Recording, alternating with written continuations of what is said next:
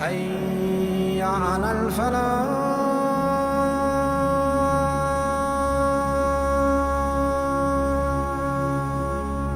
बिस्मिल्लाहिर्रहमानिर्रहीम इन्नल हम्दुलिल्लाह वस्सलातु वस्सलामु अला रसूलिल्लाहि सल्लल्लाहु अलैहि वसल्लम अऊज़ु बिल्लाहि मिनश शैतानिर रजीम कुल इन्ना सलाती व नुसुकी व महयाया व ममाती लिल्लाहि रब्बिल आलमीन। मोहतरम भाइयों, बुज़ुर्गों और दोस्तों, काबिल इज़्ज़त माँ और बहनों, ज़ुल्हज्जा का महीना शुरू है और क़ुरबानी के अय्याम करीब हैं।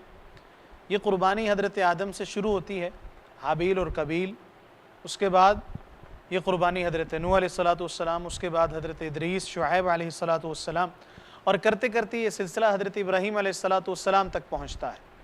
इब्राहीम अलैहिस्सलातु वस्सलाम ने अपनी जवानी की उम्र में ही क़ुरबानियों का आगाज़ कर दिया था। आपने अल्लाह के दीन के लिए घर से निकलने की क़ुरबानी दी। आपने अल्लाह के दीन के लिए अपनी ख्वाहिशात की क़ुरबानी दी।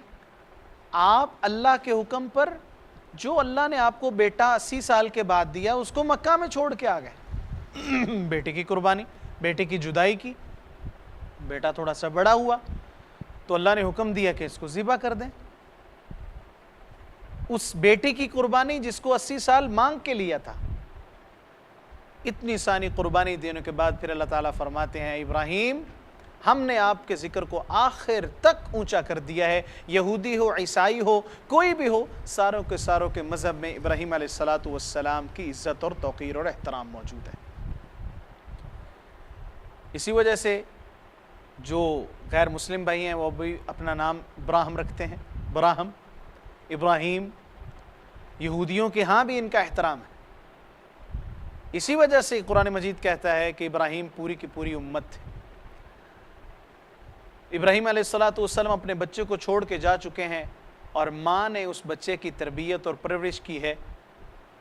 अब उस बच्चे को भूख लगती है जिसका नाम इस्माइल है, तो माँ बच्चे की भूख को मिटाने के लिए अपनी प्यास को मिटाना चाहती है। तो माँ सफ़ा पहाड़ी से चलती है और मरवा तक आती है। मरवा से चल के फिर सफ़ा तक आती हैं। अल्लाह ने उसी माँ के चक्रों के तरीक़ों को हज व उम्रा का हिस्सा बना दिया और अपने शाइर अल्लाह कहा, अपनी निशानियाँ कहा, इन्ना सफ़ा वल मरवता मिन शाइरिल्लाह।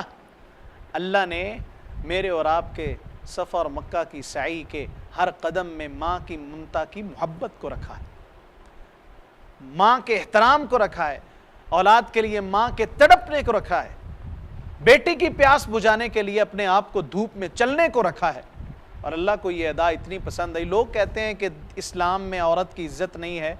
मैं कहता हूं कोई इस्लाम का रुकन बगैर औरत के पूरा ही नहीं होता। इस्लाम का हज का सबसे बड़ा रुकन है जो इज्तिमाइयत का है, इसमें भी औरत का हाथ है। इस्लाम में रोज़ा रखना है या इफ्तार करना है, हमारे लिए सहरी इफ्तारी बनानी किसने है? औरत ने बना ली। तो लिहाजा खातून का, औरत का एहतराम इस्लाम में बहुत ज़्यादा है। हत्ता के सफ़ा मरवा की सई करते वक़्त भी हम भी उस माँ की सुन्नत पर अमल करते हैं। और यहाँ पर अल्लाह ताला ने क्या ये नहीं फरमाया कि सफ़ा मरवा के चक्कर लगा लो खुद, नहीं।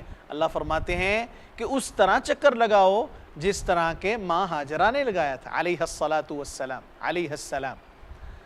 उस तरह चक्कर लगाइए जिस तरह उस माँ ने लगाया था अपने बेटे के लिए। सफ़ा से मरवा 1 और मरवा से सफ़ा 2, फिर सफ़ा से मरवा अगेन 3। इस तरह करते करते 7 चक्कर मुकम्मल होंगे और आखिरी चक्कर कहाँ पर होगा? मरवा के ऊपर। तो वहाँ पर जब वो माँ रुकी तो अल्लाह ताला ने जिब्राइल अलैहिस्सलातु वस्सलाम को पैगाम देकर भेजा कि जाइए देखिए कि क्या माजरा बन गया है। माँ ने हज़रत इस्माइल के पास एक फ़रिश्ते को खड़ा देखा। इस्माइल ने अपनी एड़ी को रगड़ा, वहाँ से अल्लाह ने जन्नत का चश्मा जारी कर दिया जिसको ज़मज़म कहा जाता है। ज़मज़म क्यों? वो माँ पत्थरों के ज़रिए से उस पानी को समेट रही हैं, ज़ख़ीरा बना रही हैं और माँ कह रही हैं ज़म ज़म, रुक जा रुक जा रुक जा। अल्लाह ने इस माँ के अल्फाज को भी पूरी दुनिया के लिए और आखिरत के लिए और पूरी इंसानियत के लिए महफूज कर दिया। इस्लाम ने तो औरत के कौल का भी एहतराम किया है। इस्लाम ने तो औरत के बोल जो उनकी ज़ुबान से निकले हैं उनका भी एहतराम किया है। तो इस्लाम कैसे औरत का एहतराम नहीं कर सकता? तो खैर इब्राहीम अलैहिस्सलाम की कुर्बानियों में माँ की कुर्बानी भी है, इब्राहीम अलैहिस्सलाम की कुर्बानियों में औरत का किरदार भी है। अगर ये बीवी ठीक ना होती, अगर बीवी की तरफ से उनको सुकून ना होता तो आप कभी दावत व तबलीग का काम ना कर सकते थे। तो ये कुर्बानी, ये फ़लसफ़ा कुर्बानी हमें ये सिखाता है कि औरत और मर्द दोनों ही एक सिक्के के दो रुख हैं, दोनों ही घर की बुनियादें हैं, दोनों ही कुर्बानी मांगते हैं और देनी चाहिए इनको। और इस्लाम दोनों ही से कुर्बानी मांगता है, दोनों की कंट्रीब्यूशन से औलाद वो दीन का दिफा करने में आगे बढ़ती है। अल्लाह ताला से दुआ है कि अल्लाह ताला दोनों में ही खैर व बरकत नसीब फरमाए।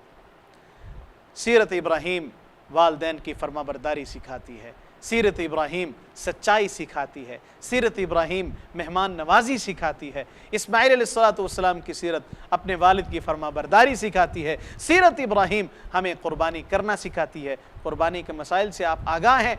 एक फ़लसफ़ा और जज्बा कुर्बानी ये है कि अल्लाह हम ये गोश्त और माल, ये खून पेश कर रहे हैं, अल्लाह असल आपको तक़वा चाहिए, या अल्लाह हमें ये अपनी रज़ा के लिए करने की तौफ़ीक नसीब फरमा।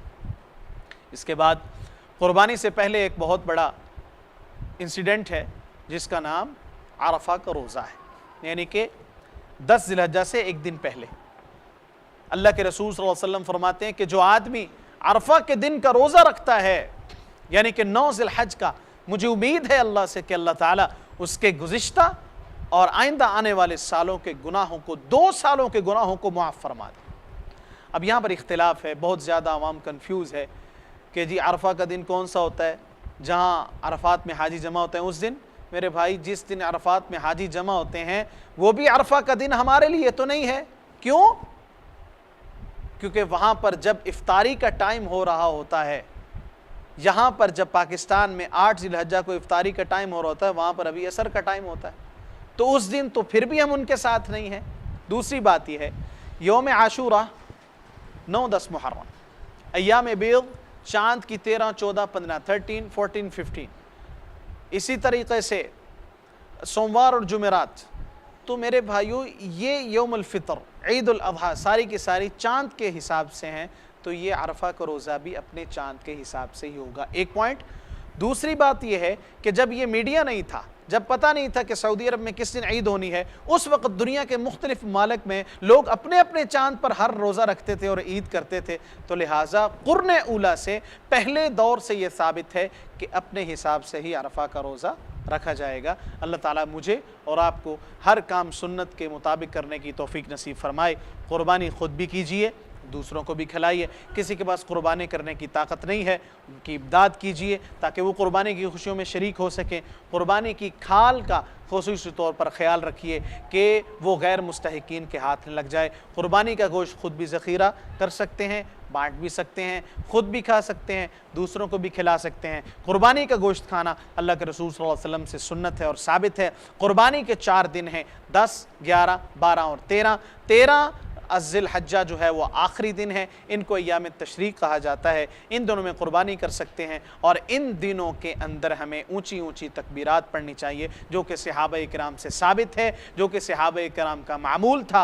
और अक्सर तौर पर हमें हर नमाज के बाद भी ये ऊँची तकबीरात पढ़नी चाहिए। वो तकबीरात क्या हैं? अल्लाहु अकबर, अल्लाहु अकबर, ला इलाहा इल्लल्लाहु वल्लाहु अकबर, अल्लाहु अकबर वलिल्लाहिल हम्द, अल्लाहु अकबर कबीरा वल्हम्दुलिल्लाहि कसीरा व सुब्हानल्लाहि बुकरतन वासीला। हमें ये कलिमात का विर्द करना चाहिए। अल्लाह मुझे और आपको अमल की तौफीक नसीब फरमाए। इसी तरीके से इस्लाम ने एक बोनस दिया है कि घर का सरबरा अगर कुर्बानी करे, जामिअ तिर्मिज़ी के अंदर हदीस है, हदीस नंबर 1505, अल्लाह के रसूल सल्लल्लाहु अलैहि वसल्लम के सहाबी से पूछा गया कि नबी सल्लल्लाहु अलैहि वसल्लम के दौर में कुर्बानी कैसे होती थी, तो सहाबी फरमाते हैं घर का सरबरा एक कुर्बानी करता था, वो सारे के सारे घर वालों की तरफ से हो जाती थी। तो कुर्बानी घर का सरबरा अगर तो वो कफ़ालत कर रहा है, अगर नहीं तो जो कफ़ालत कर रहा है उसको चाहिए कि घर के सरबरा को पैसे दे दे, उनकी तरफ से वो कुर्बानी सारे घर वालों की तरफ से हो जाएगी। कुर्बानी करते वक्त ये दुआ ज़रूर याद रखिए, इन्नी वज्जहतु वजहिय लिल्लज़ी फ़तरस्समावाति वल अर्ज़ हनीफ़ा वमा अना मिनल मुश्रिकीन इन्न सलाती व नुसुकी व महयाय व ममाती लिल्लाहि रब्बिल आलमीन ला शरीक लह व बिज़ालिका उमिरतु व अना अव्वलुल मुस्लिमीन अल्लाहुम्मा मिनका व लका बिस्मिल्लाहि अल्लाहु अकबर। ये हमें कुर्बानी के अल्फाज पढ़ने चाहिए। अपने हाथ से ज़िबा कर सकते हैं, औरत अपने हाथ से भी ज़िबा कर सकती है। कुर्बानी करना ये मसनून है। अल्लाह ताला मुझे और आपको अमल की तौफीक नसीब फरमाए। और ये जो अल्फाज हैं ये पहले 10, 12, 13 ज़िलहज्जा तक, ज़िलहज्जा के पहले 13 दिनों तक हमें ये अल्फाज बुलंद आवाज़ से बाज़ारों में कहने चाहिए। इनकी तादाद ज़्यादा से ज़्यादा जितनी मर्ज़ी है और कम से कम एक मरतबा है। अपने हिसाब से जो आप ईज़ी फ़ील करते हैं हमें ये अल्फाज ज़रूर पढ़ने चाहिए। तकबीरात के सहाबा इकराम की सुन्नत है। अल्लाह मुझे और आपको अमल की तौफीक नसीब फरमाए। अगर आपको ये लगता है कि ये वीडियो और ये हमारी बातें टूटी पोटी ये आप अहबाब के लिए फ़ायदा मंद है, तो यकीनन ये दूसरे मुसलमान और गैर मुस्लिम भाइयों के लिए भी फ़ायदा मंद होंगी। उनको दीन जानने का मौका मिलेगा। तो ज़रूर आप इस लिंक को शेयर भी करें और साथ साथ इस चैनल को सब्सक्राइब भी करें। अल्लाह ताला मुझे और आपको इस कार्य खैर के लिए कबूल फरमा ले। अस्सलामु अलैकुम व रहमतुल्लाहि व बरकातुहू।